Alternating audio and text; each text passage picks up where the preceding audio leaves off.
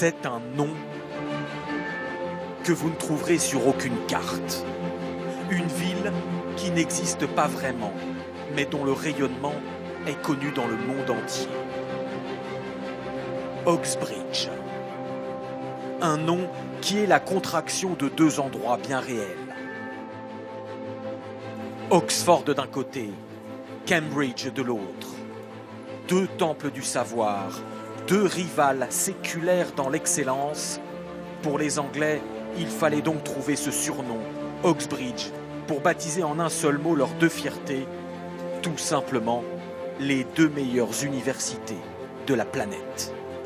Tout au long de l'année, nous avons suivi ces étudiants parmi les plus brillants, dont bon nombre de Français. Les professeurs, tous des sommités dans leur domaine. Avec en toile de fond l'affrontement sportif mais ultime entre ces deux géantes, la légendaire Boat Race, la course d'aviron sur la Tamise à Londres.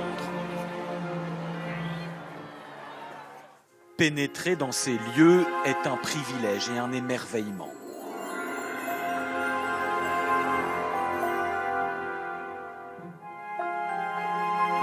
Comme la première fois où Mathilde Chanu, étudiante en médecine, est entrée dans cette bibliothèque d'Oxford.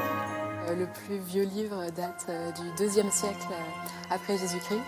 Donc quand on imagine tous ces hommes, ces femmes qui ont utilisé ces livres, on se sent très intimidé, très petit par rapport à toute cette université millénaire. Sur les 23 000 étudiants d'Oxford, il y a environ 300 Français. Comme Dalva Gerberon à gauche, étudiante en archéologie, et Sophia Kilouane à droite en musicologie. Déjà brillantes lycéennes, elles ont dû, comme tous les candidats, passer le redoutable concours d'entrée face aux meilleurs concurrents venus du monde entier. Pour mon entretien, ils m'ont donné une boîte avec plein de petits morceaux qu'ils auraient trouvés dans des fouilles.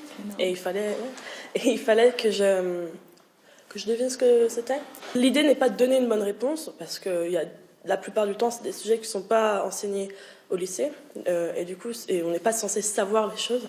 Et il faut juste savoir comment on pense et comment on réfléchit. Et ça se prépare pas. Pour preuve, il suffit de lire certains énoncés du concours d'entrée. En médecine, par exemple. En ayant mangé une seule barre énergétique, jusqu'à quelle altitude pourriez-vous grimper une montagne? Ou en sciences politiques. Le XXe siècle a-t-il été de droite ou de gauche? Après un marathon de dossiers et de tests, les Françaises ont appris par simple mail qu'elles étaient reçues. Au début, j'avais cru que c'était un email comme ça. Et ensuite, j'étais attends, il y a écrit Oxford là-dessus. Donc c'était un moment assez bouleversant, je dirais. Même joie et même prestige pour ceux qui vont intégrer Cambridge. Comme sa rivale, l'autre perle universitaire du pays aligne ses façades ciselées de savoir. Étudier à Cambridge, ce n'est pas seulement la promesse d'un décor hors du temps. C'est l'assurance d'avoir les meilleurs professeurs du monde, comme le français Jean-Michel Massin. Je suis arrivé en 1977 à Cambridge. À l'époque, j'étais le seul français de l'université. Cambridge était une petite ville, c'était un village. Et les gens, traditionnellement, se promenaient en bicyclette. Professeur émérite en histoire de l'art, Jean-Michel Massin impose dès le début à ses étudiants le rythme de Cambridge, exigence et excellence. La première semaine, c'est un choc. Je veux dire, ce qu'on leur demande, c'est des choses qu'ils n'ont jamais faites. Et je veux dire, un bon enseignement, c'est de surprendre les étudiants, semaine après semaine après semaine, puisqu'on les voit individuellement. Le développement d'un étudiant sur un trimestre, ici, est absolument énorme. Et ce rythme n'est pas limité aux études. 5h30 ce matin-là, à la gare de Cambridge, Myriam Goudet, en doctorat de biologie, entame sa très longue journée. Et on fait ça 3 fois par semaine. Toujours aussitôt parce qu'il faut être de retour pour 9h pour les premiers cours et moi pour aller au laboratoire. Direction la rivière à 30 km de là, car Myriam fait partie de l'équipe d'aviron.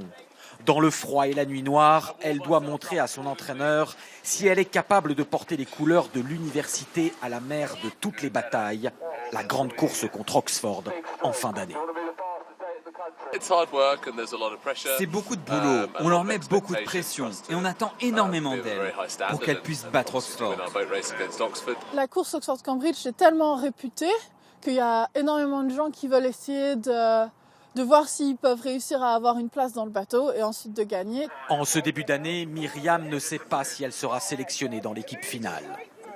Dans l'autre camp, les troupes d'Oxford entament aussi une année d'efforts pour battre Cambridge, leur respectable ennemi juré.